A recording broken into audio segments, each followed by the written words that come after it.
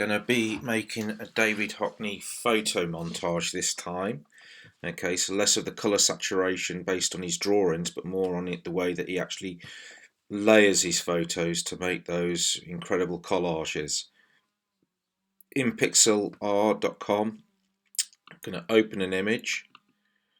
So I'll click an image from my photo examples. So let's just take one of a street. Let's take this one. And this is opening up, okay, as you can see. And first thing you'll notice, I've got to unlock the background. I use the selection tool and I can select an area that I want to duplicate. I'm going to edit, copy, click on the background, edit, paste. There it is. You can actually see if I use the move tool, you can actually see I've created a layer. Now you want to place it quite close to where it's come from. Okay, you can maybe rotate it a little bit, make it a little bit disjointed. You can change the scale of the layer as well. Okay, I'm just going to hit the enter key and I'm going to keep that there. That's been confirmed now. I'm going to click on the background again, use the marquee tool. Okay, but actually before I do that, something I can do with this background is I can make the background a little bit smaller as well. So you'll see why in a moment. Okay, enter that. Selection tool. I'm on the background this time. I'm going to select this little area. Edit, copy. Click on the background. Edit, paste. There we go. The move tool. I want to move, rotate it around. Let's maybe change the scale of it again. But this time I actually might want to play around with some adjustments. So I might want to brighten this layer up, maybe up the contrast, and apply the photo. There you go. So I've got now 3 layers there. Click back on the background, selection tool. Let's take this bit of tarmac here. Okay, edit, copy, click, edit, paste, move tool. I'm going to drag that down. Again, I might make that larger, but this is where I can really begin to make it a little bit more disjointed, like the Hockney, I think they're called the joiner photos.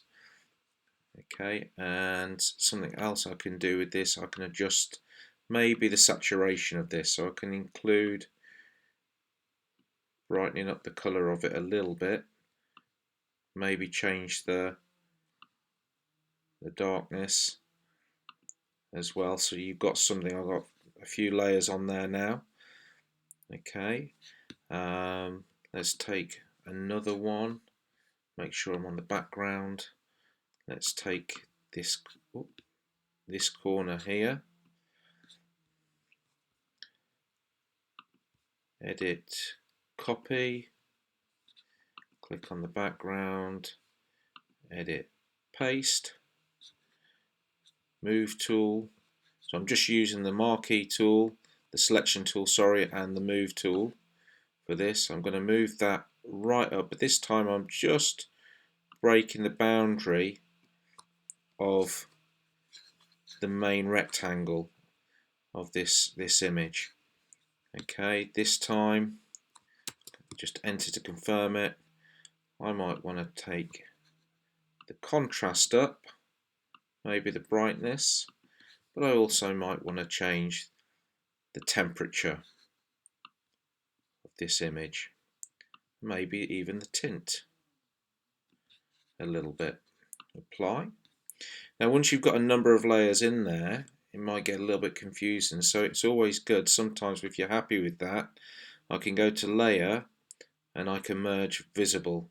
So now we've got one layer again as a background. These have all been merged together, so you imagine them being glued together. Unlock it. I can go back to now changing things again. Selection tool, edit, copy. Click on the background, move tool, edit, paste. You can see that's gone up there. I'm going to move that. So it really is beginning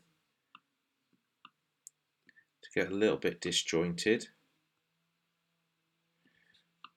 But I don't mind that at all at the moment. You'll have more time than me to do this. Okay.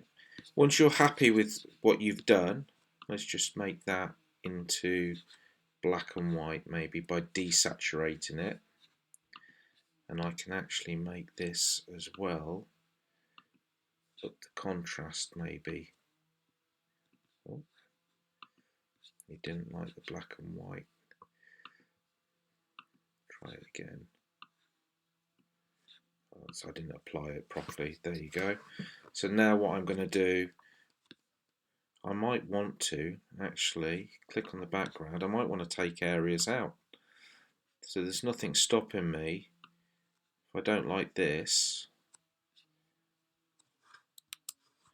I'll just cut it out by pressing the delete button. Okay, might be that I want some of this out. Delete button. Okay, move tool, select, deselect. So I'm beginning to get this disjointed image. Okay, a bit like the photos that Hockney can sometimes create. Obviously done very quickly. Now I'm just going to merge these down. So merge visible, so they're all one layer, and I'm going to save it. So I'm going to click save, and I'm going to save it as a JPEG, high quality, and I'm going to download. And there you go. Here's my image. I can drag and drop that, and I could then drop that into my Google Slides for an edit in the style of David Hockney. Okay, we're just using one photograph, that is. Obviously, if you've got multiple photos, that's good as well. Good luck, and share with me what you've done.